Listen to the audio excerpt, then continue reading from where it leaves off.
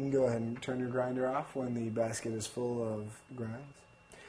The next thing I want to do is settle the coffee down into the basket, which is this motion here. Do it about 4 times. And what you're doing is settling the coffee down into the basket. You're also, every time you tap it, enabling you to fit another gram of espresso grinds down in there.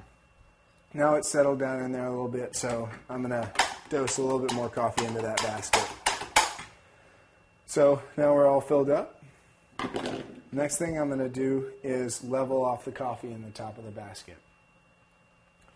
So what I'm doing here is not only leveling it off so that you get a nice, even, flat surface on the top of the portafilter basket, but I'm also going to be pushing around the coffee inside the basket in such a way that you get kind of the coffee evenly distributed inside the basket.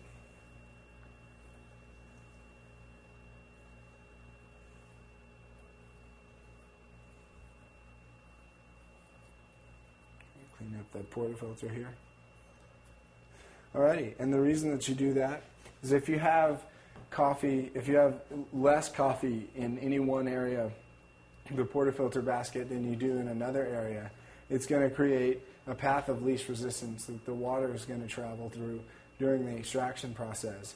It's going to create an extraction flaw, and you're going to be able to taste that in the cup.